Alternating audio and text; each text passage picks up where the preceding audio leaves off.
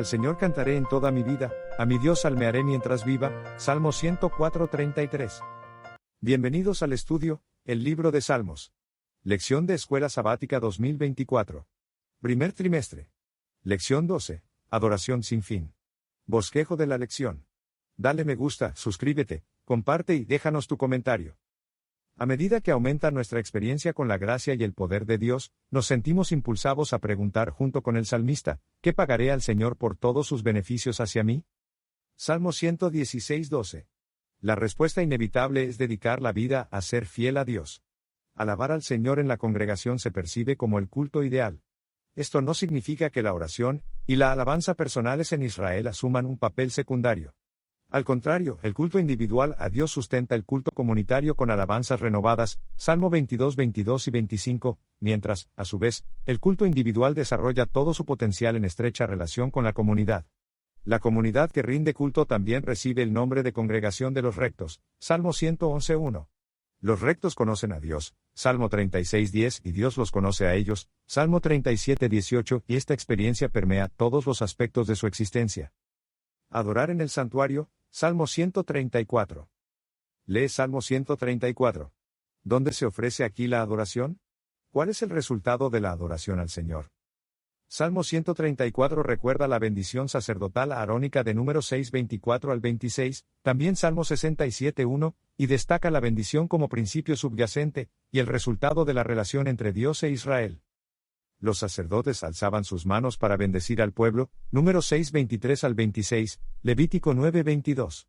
Pero, en este salmo se invita a los levitas a alzar sus manos hacia el santuario y bendecir al Señor, Salmo 134:2.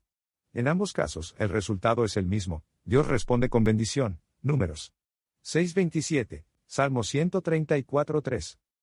¿Quién puede bendecir y alabar al Señor? Los que ministran en el santuario, Salmo 134:1 al 2, y todos los que sirven al Señor, Salmo 113:1. Dado que todos somos sacerdotes llamados a ministrar el Evangelio al mundo, todos estamos llamados a alzar nuestras manos al santuario celestial, y bendecir y alabar a nuestro Dios, Primera de Pedro 2:4 al 5. Y a ser mediadores de las buenas nuevas del Evangelio. Adorar con cántico nuevo, Salmo 149. ¿Qué motiva al salmista a entonar un cántico nuevo? Los salmos convocan a la gente a cantar una canción nueva. ¿Qué es una canción nueva aquí? El motivo de la canción nueva es el nuevo reconocimiento de la majestad y la soberanía del Señor sobre el mundo. El gozo de conocer a su Hacedor y Rey, Salmo 149:1 al 3. Saber que Dios lo salva, Salmo 149:4. Recordar que Dios está con él, aún en la enfermedad, Salmo 149:5. Saber que Dios juzgará al fin todas las injusticias, Salmo 149:6 al 9. Isaías invita a todos a entonar también un cántico nuevo, Isaías 42:10 al 12. ¿Pero en qué consiste ese cántico? El canto nuevo es la expresión de cada nueva experiencia que vivimos con Dios, cada vez que aprendemos algo nuevo de su creación, cada vez que sentimos el gozo de su presencia, cada vez que nos consuela, cada vez que perdona nuestro pecado. El verdadero culto va más allá de los sacrificios y las ofrendas, y refleja una relación viva con Dios, siempre fresca y dinámica.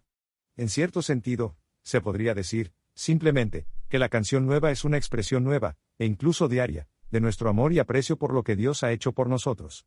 Considera las bendiciones que Dios derrama sobre tu vida. Si tuvieras que entonar una nueva canción, ¿cuál sería? La adoración del justo, Salmos 15, 24 y 101. Lee Salmo 15. ¿Quiénes son las personas dignas de adorar en la presencia de Dios? Es digno de adorar a Dios el que guarda los mandamientos y vive en santidad, Hebreos 12:14. Recuerda que no es justo o santo el que no peca, sino aquel que se arrepiente y se esfuerza en servir a Dios de corazón. El santuario era un lugar santo, y todo en él, incluidos los sacerdotes, estaba consagrado. Por ende, la santidad es un requisito obligatorio para entrar en la presencia de Dios. La santidad de Israel debía ser total, debía unir la adoración con la ética, y debía ejercerse en todos los aspectos de la vida. Lee Salmos 24:3 al 6 y 101:1 al 3. ¿Qué significa ser santo? La integridad de corazón es la mayor cualidad del adorador delante de Dios. El hebreo tamim, perfecto, o íntegro, transmite la noción de plenitud y totalidad. Una vida íntegra está entera, intacta y sana, Ezequiel 15:5. Los animales ofrecidos en sacrificio debían ser tamim, o sin defecto, Levítico 22, 21 al 24. El habla íntegra es totalmente veraz, Job 36, 4. Por lo tanto, alguien íntegro de corazón es puro de corazón, Salmo 24, 4, o alguien que anda en integridad, Salmo 15, 2. Busca a Dios, Salmo 24, 6 y el perdón de Dios lo restaura, Salmo 51, 2 al 10. Una vida intachable es el resultado del reconocimiento de la gracia y la justicia de Dios. La gracia divina inspira y capacita a los siervos de Dios para vivir en el temor del Señor, lo que significa vivir en una comunión irrestricta con Dios y en sumisión a su palabra. El testimonio de una vida devota y piadosa rinde alabanza a Dios y no al yo. Fíjate que la mayoría de los requisitos de Salmo 15 se dan en términos negativos, Salmo 15, 3 al 5. No se trata de ganarse el favor de Dios, sino de evitar las cosas que nos separarían de Dios. ¿Cómo podemos tomar decisiones conscientes para evitar las cosas que nos alejan de Dios? ¿Cuáles son algunas de esas cosas y cómo podemos evitar hacerlas? La adoración multiforme, Salmo 96. Lee Salmo 96.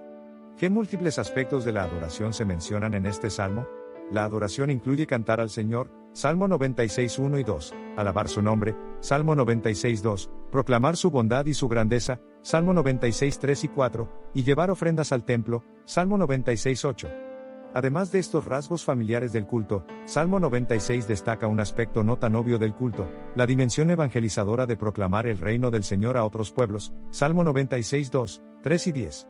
Sin embargo, cantar, alabar, llevar ofrendas y proclamar el Evangelio no son acciones independientes, sino diversas expresiones de la adoración.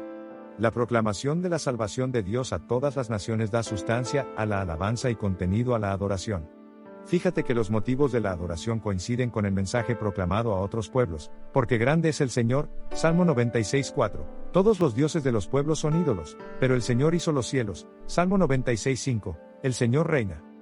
Salmo 96, 10. Y viene a juzgar la tierra, Salmo 96, 13. Entonces, el objetivo de la evangelización es unir a otros pueblos con el pueblo de Dios y, en última instancia, a toda la creación en la adoración al Señor, Salmo 96, 11 al 13. El juicio, en los Salmos, significa la restauración del orden divino de la paz, la justicia y el bienestar en un mundo actualmente agobiado por la injusticia y el sufrimiento, de allí que toda la tierra se regocije al esperar los juicios de Dios, Salmo 96, 10 al 13, 98, 4 al 9. Además, el hecho de que el Señor sea un juez justo debería motivar a la gente a adorarlo en santidad y a temerlo, y debería advertirle que no se tome la adoración a la ligera, Salmo 96, 9. Compara este salmo con el mensaje de los tres ángeles de Apocalipsis 14, 6 al 12. ¿En qué medida enseña las mismas verdades básicas de este mensaje del tiempo del fin que debemos proclamar al mundo? Adorar en espíritu y en verdad, Salmos 40, 50 y 51. Al igual que los profetas, los salmistas denuncian diversos abusos en la adoración.